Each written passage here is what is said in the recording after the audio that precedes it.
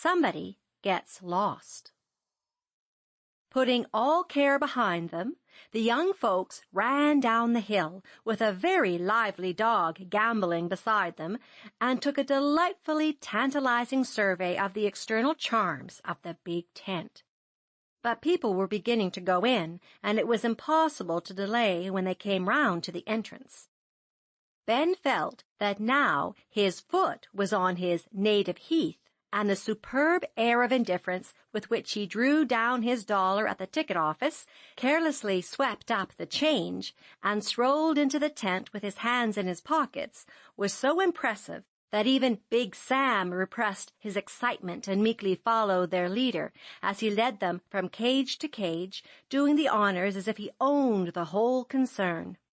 Bab held tight to the flap of his jacket, staring about her with round eyes and listening with little gasps of astonishment or delight to the roaring of lions, the snarling of tigers, the chatter of the monkeys, the groaning of camels, and the music of the very brass band shut up in a red bin. 5 elephants were tossing their hay about in the middle of the menagerie, and Billy's legs shook under him as he looked up at the big beasts, whose long noses and small, sagacious eyes filled him with awe.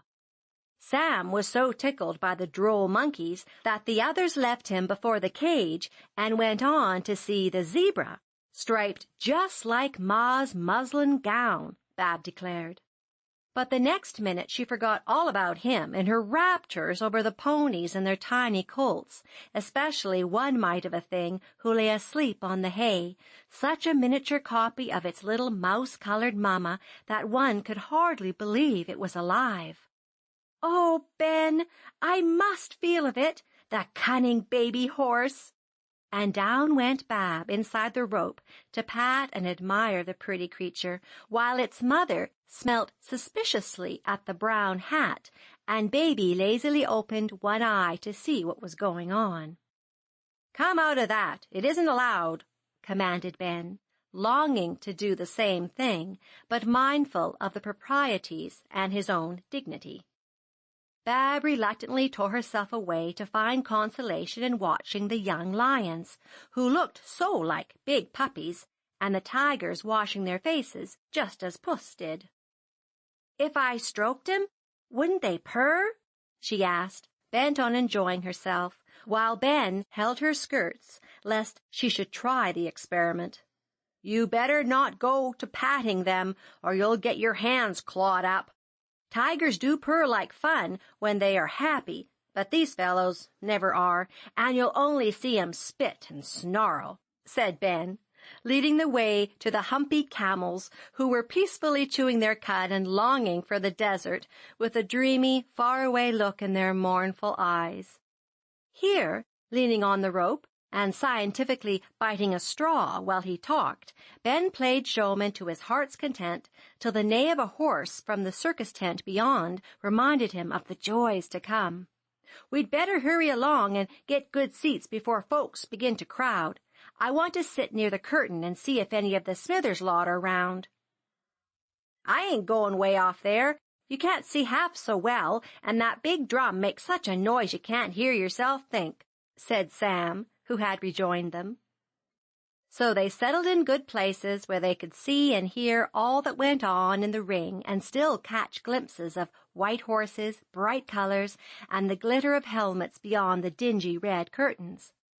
Ben treated Bab to peanuts and popcorn like an indulgent parent, and she murmured protestations of undying gratitude with her mouth full as she sat blissfully between him and the congenial Billy.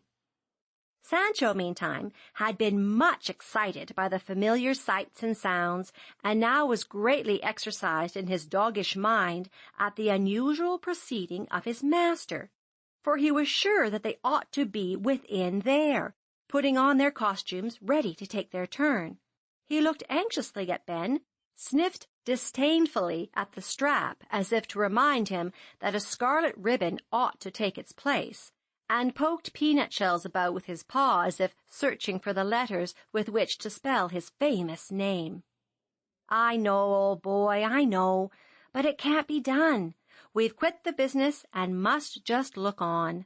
"No larks for us this time, Sanch, so keep quiet and behave," whispered Ben, tucking the dog away under the seat with a sympathetic cuddle of the curly head that peeped out from between his feet. "He wants to go and cut up, don't he?" said Billy. "And so do you, I guess. Wish you were going to. Wouldn't it be fun to see Ben showing off in there?" "I'd be afraid to have him go up on a pile of elephants and jump through hoops like these folks," answered Bab, poring over her pictured playbill with unabated relish. "Done it 100 times, and I just like to show you what I can do. They don't seem to have any boys in this lot. Shouldn't wonder if they'd take me if I asked 'em," said Ben, moving uneasily on his seat and casting wistful glances toward the inner tent where he knew he would feel more at home than in his present place.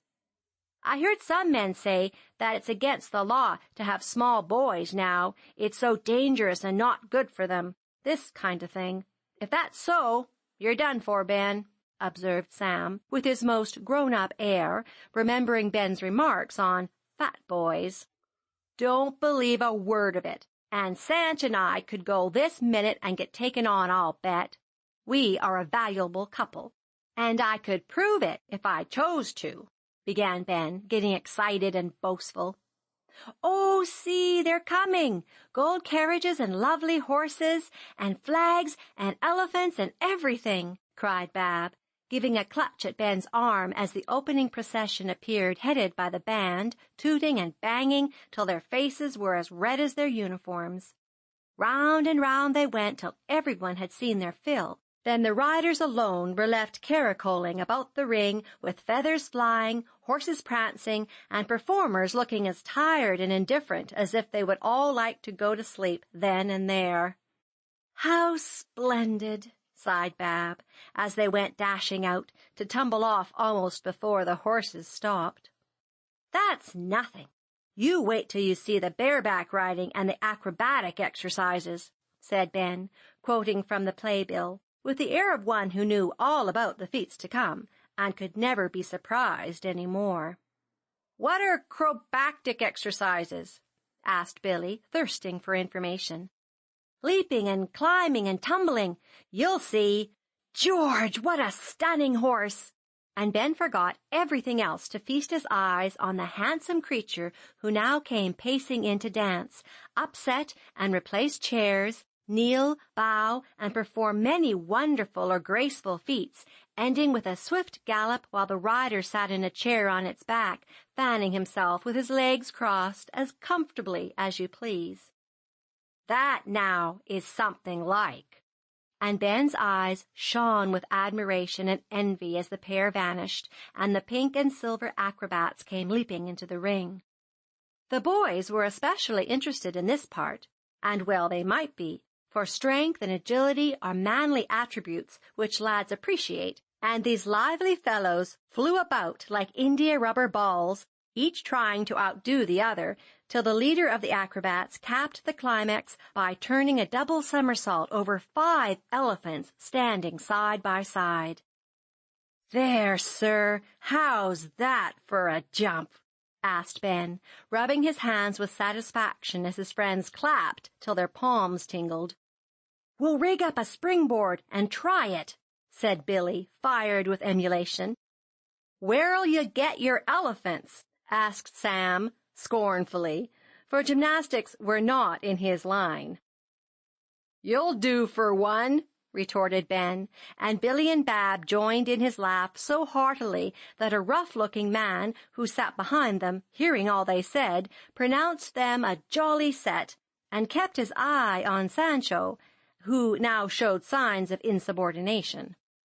"Hello, that wasn't on the bill," cried Ben, as the party-colored clown came in, followed by 6 dogs.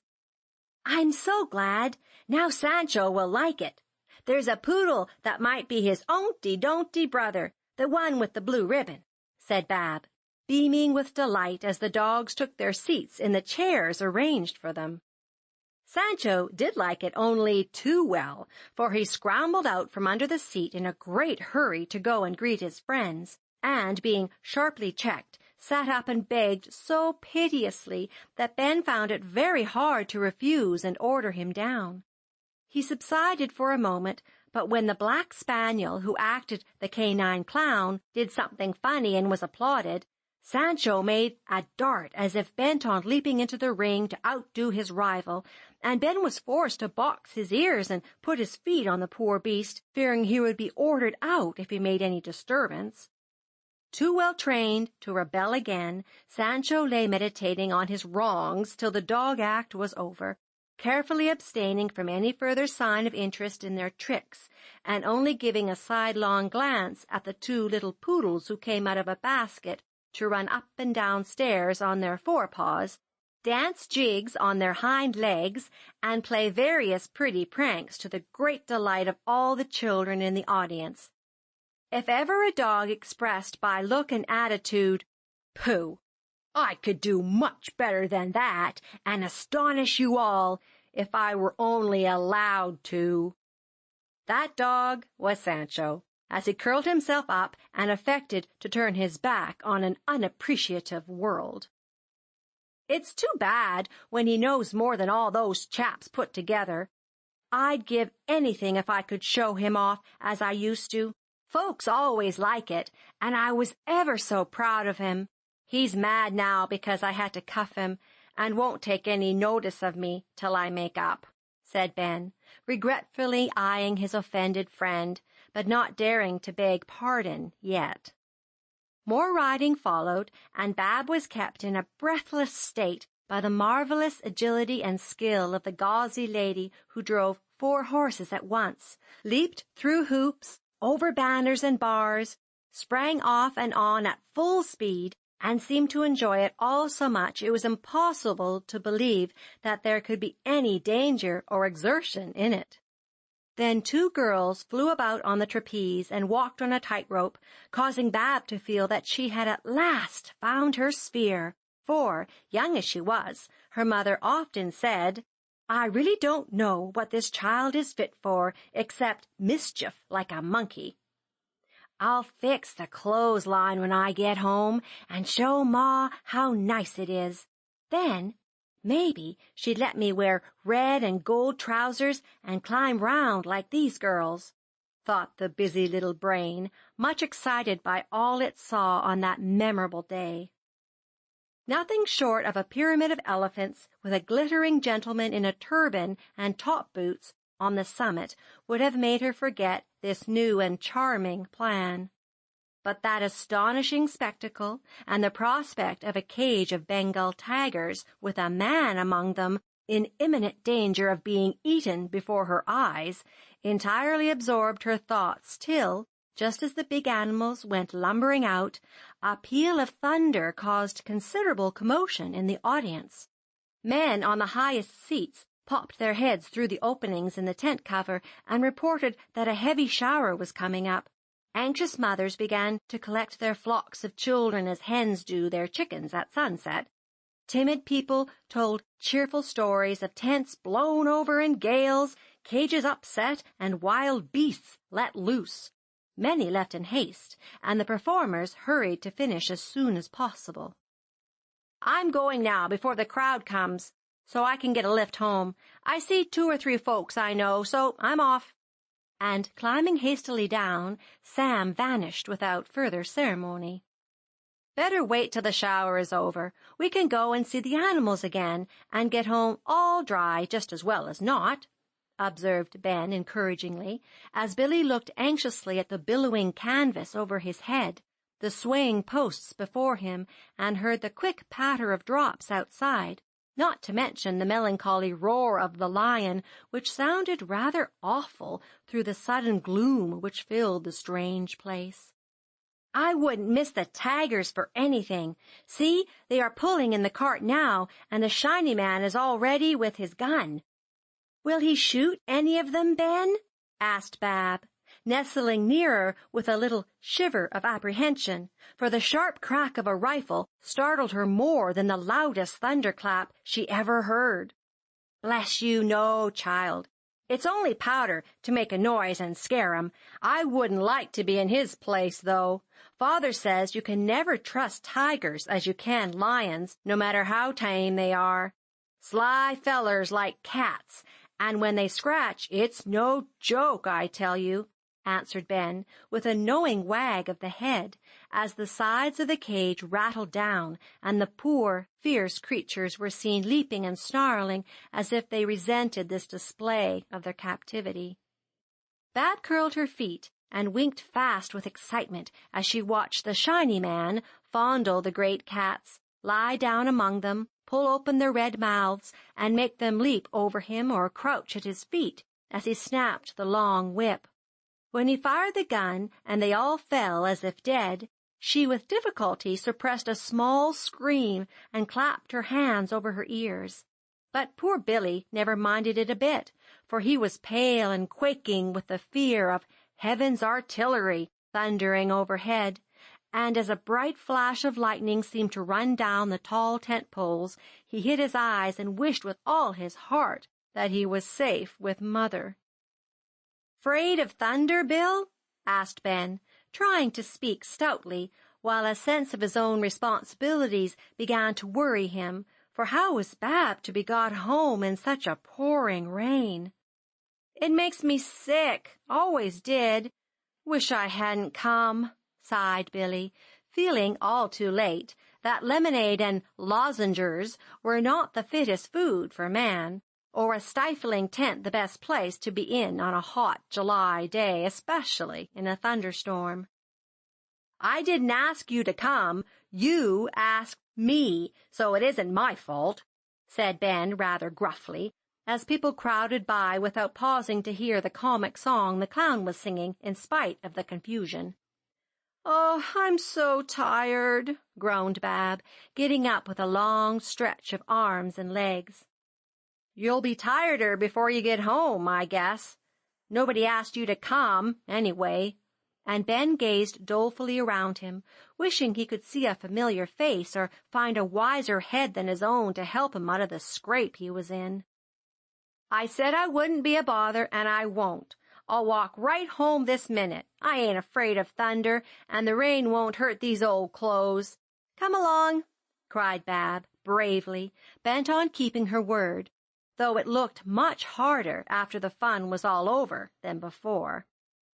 "My head aches like fury. Don't I wish old Jack was here to take me back?" said Billy, following his companions in misfortune with sudden energy as a louder peal than before rolled overhead. "You might as well wish for Lita and the covered wagon while you are about it. Then we could all ride," answered Ben, leading the way to the outer tent, where many people were lingering in hopes of fair weather. "Why, Billy Barton, how in the world did you get here?" cried a surprised voice, as the crook of a cane caught the boy by the collar and jerked him face to face with a young farmer, who was pushing along, followed by his wife and 2 or 3 children. "Oh, Uncle Eben, I'm so glad you found me. I walked over, and it's raining, and I don't feel well. Let me go with you, can't I?" asked Billy, casting himself and all his woes upon the strong arm that had laid hold of him. "Don't see what your mother was about to let you come so far alone, and you just over scarlet fever.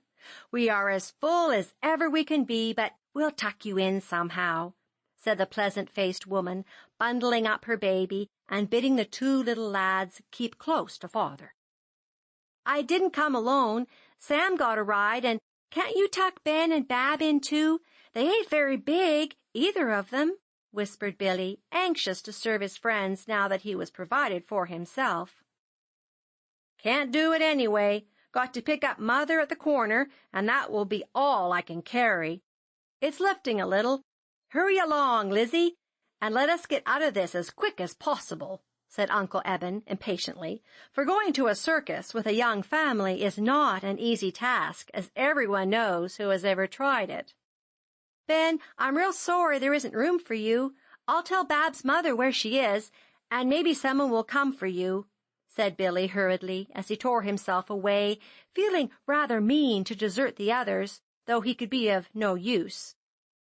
Cut away, don't mind us. I'm all right, and Bab must do the best she can," was all Ben had time to answer before his comrade was hustled away by the crowd pressing round the entrance, with much clashing of umbrellas and scrambling of boys and men who rather enjoyed the flurry. "No use for us to get knocked about in that scrimmage. We'll wait a minute and then go out easy. It's a regular rouser, and you'll be as wet as a sop before we get home. Hope you'll like that," added Ben, looking out at the heavy rain pouring down as if it never meant to stop. "Don't care a bit," said Bab, swinging on one of the ropes with a happy-go-lucky air, for her spirits were not extinguished yet, and she was bound to enjoy this exciting holiday to the very end. "I like circuses so much. I wish I lived here all the time and slept in a wagon as you did and had these dear little colties to play with."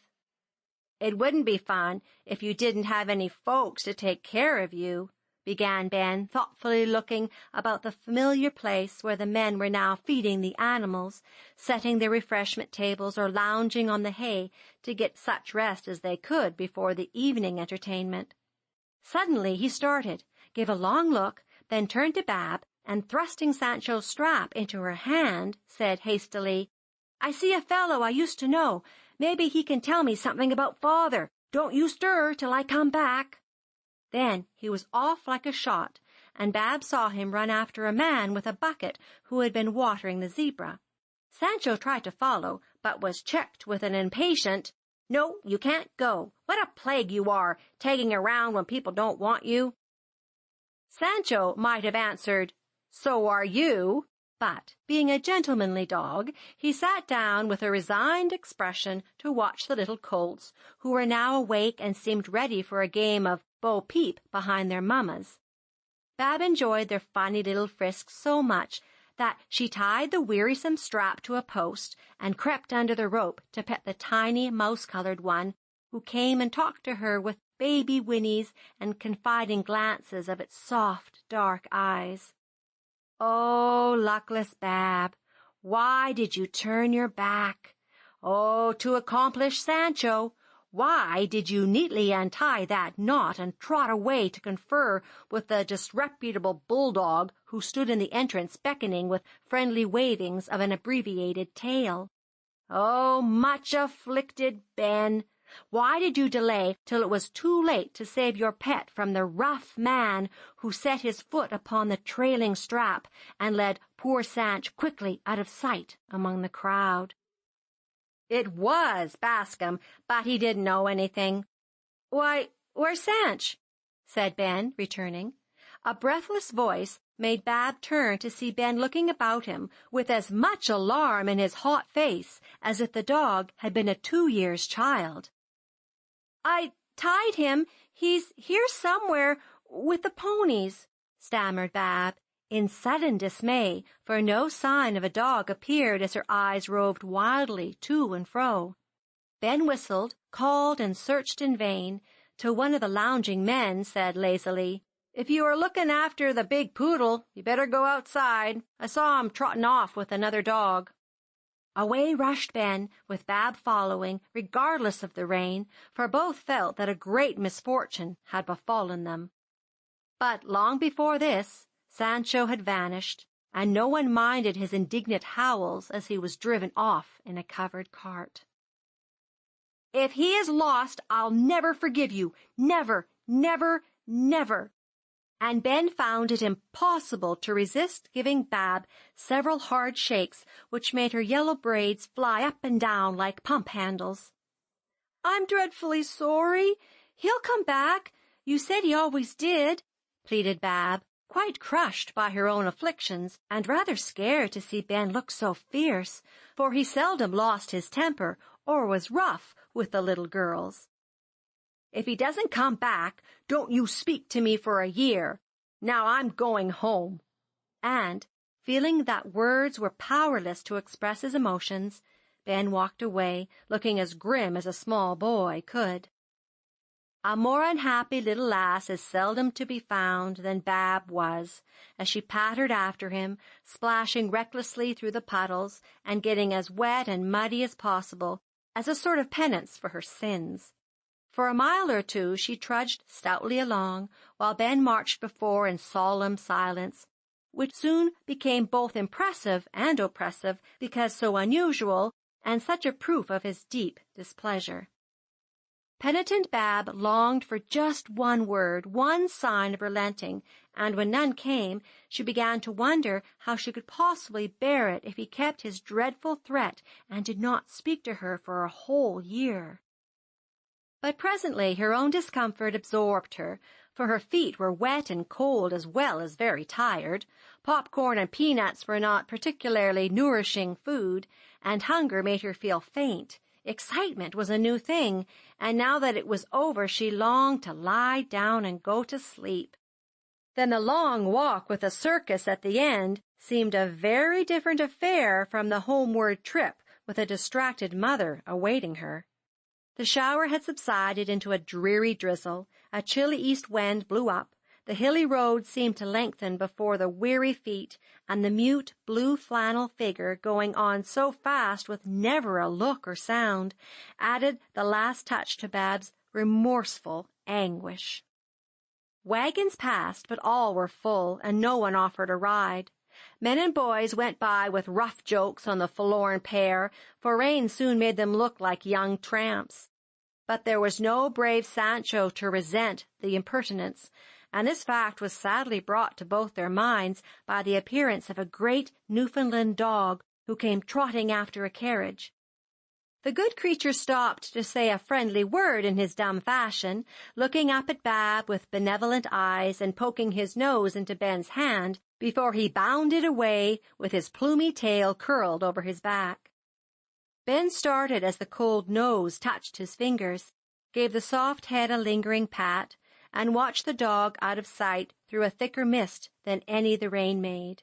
But Bab broke down, for the wistful look of the creature's eyes reminded her of lost Sancho, and she sobbed quietly as she glanced back, longing to see the dear old fellow jogging along in the rear. Ben heard the piteous sound and took a sly peep over his shoulder, seeing such a mournful spectacle that he felt appeased, saying to himself, as if to excuse his late sternness, "She is a naughty girl, but I guess she is about sorry enough now. When we get to that signpost, I'll speak to her, only I won't forgive her till Sanch comes back." But he was better than his word, for just before the post was reached, Bab, blinded by tears, tripped over the root of a tree, and rolling down the bank, landed in a bed of wet nettles. Ben had her out in a jiffy, and vainly tried to comfort her, but she was past any consolation he could offer, and roared dismally as she wrung her tingling hands, with great drops running over her cheeks almost as fast as the muddy little rills ran down the road. "Oh, dear! Oh, dear, I'm all stinged up, and I want my supper, and my feet ache, and I'm cold, and everything is so horrid," wailed the poor child, lying on the grass. Such a miserable little wet bunch that the sternest parent would have melted at the sight. "Don't cry so, Babby. I was real cross, and I'm sorry. I'll forgive you right away now and never shake you any more," cried Ben, so full of pity for her tribulations that he forgot his own like a generous little man. "Shake me again if you want to. I know I was very bad to tag and lose Sanch. I never will any more, and I'm so sorry. I don't know what to do," answered Bab, completely bowed down by this magnanimity. "Never mind. You just wipe up your face and come along, and we'll tell Ma all about it, and she'll fix us as nice as can be. I shouldn't wonder if Sanch got home now before we did," said Ben, cheering himself as well as her by the fond hope. "I don't believe I ever shall. I'm so tired my legs won't go, and the water in my boots makes them feel dreadfully. I wish that boy would wheel me a piece. Don't you s'pose he would?" asked Bab, wearily picking herself up as a tall lad trundling a barrow came out of a yard near by. "Hello, Jocelyn," said Ben, recognizing the boy as one of the Hill fellows who came to town Saturday nights for play or business. "Hello, Brown," responded the other, arresting his squeaky progress with signs of surprise at the moist tableau before him. "Where goin'?" asked Ben with masculine brevity. "Got to carry this home, hang the old thing." "Where to?" "Bachelor's, down yonder," and the boy pointed to a farmhouse at the foot of the next hill. "Goin' that way. Take it right along." "What for?" questioned the prudent youth, distrusting such unusual neighborliness. "She's tired, wants a ride." "I'll leave it all right, true as I live and breathe," explained Ben, half ashamed yet anxious to get his little responsibility home as soon as possible, for mishaps seemed to thicken. "Aw, you couldn't cart her all that way. She's most as heavy as a bag of meal," jeered the taller lad, amused at the proposition. "I'm stronger than most fellas of my size. Try if I ain't." And Ben squared off in such scientific style that Jocelyn responded with sudden amiability, "All right, let's see you do it." Bab huddled into her new equipage without the least fear, and Ben trundled her off at a good pace, while the boy retired to the shelter of a barn to watch their progress, glad to be rid of an irksome errand. At first all went well, for the way was downhill, and the wheels squeaked briskly round and round. Bab smiled gratefully upon her bearer, and Ben "went in on his muscle with a will," as he expressed it. But presently the road grew sandy, began to ascend, and the load seemed to grow heavier with every step.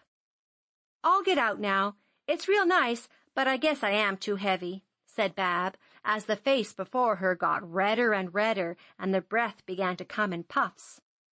"Sit still. He said I couldn't. I'm not going to give in with him looking on," panted Ben, and he pushed gallantly up the rise, over the grassy lawn to the side gate of the bachelor's dooryard, with his head down, teeth set, and every muscle of his slender body braced to the task. "Did you ever see the like of that now? Ah-ha!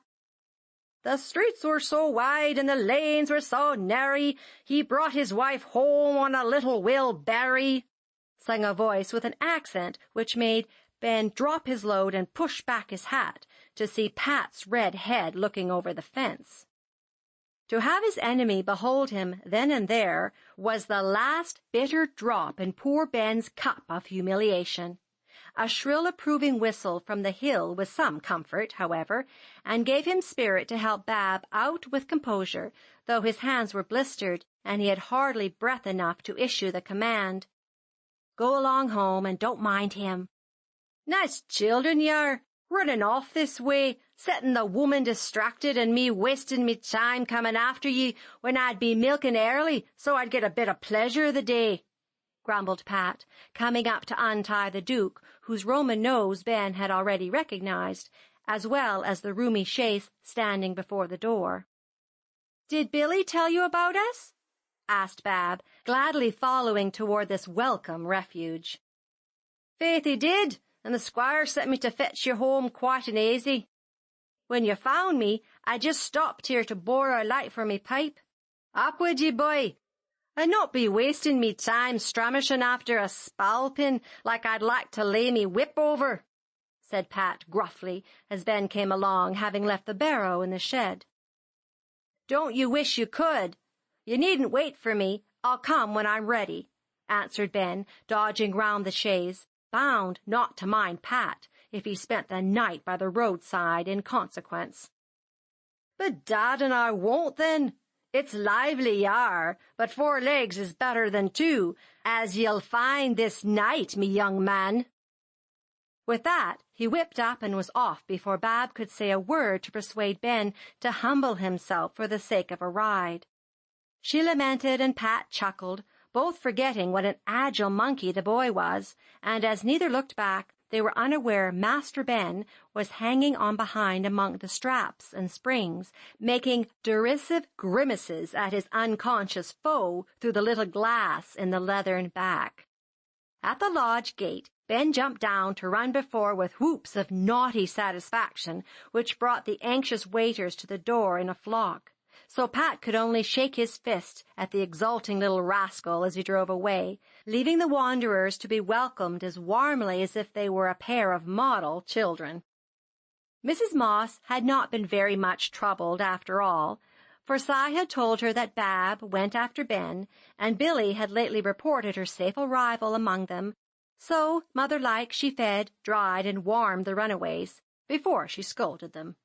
Even then the lecture was a mild one, for when they tried to tell the adventures, which to them seemed so exciting, not to say tragical, the effect astonished them immensely, as their audience went into gales of laughter, especially at the wheelbarrow episode, which Bab insisted on telling with grateful minuteness to Ben's confusion. Thorny shouted, and even tender-hearted Betty forgot her tears over the lost dog to join in the familiar melody when Bab mimicked Pat's quotation from Mother Goose. "We must not laugh any more, or these naughty children will think they have done something very clever in running away," said Miss Celia when the fun subsided, adding soberly, "I am displeased, but I will say nothing, for I think Ben is already punished enough." "Guess I am," muttered Ben, with a choke in his voice, as he glanced toward the empty mat where a dear curly bunch used to lie with a bright eye twinkling out of the middle of it. End of chapter 14.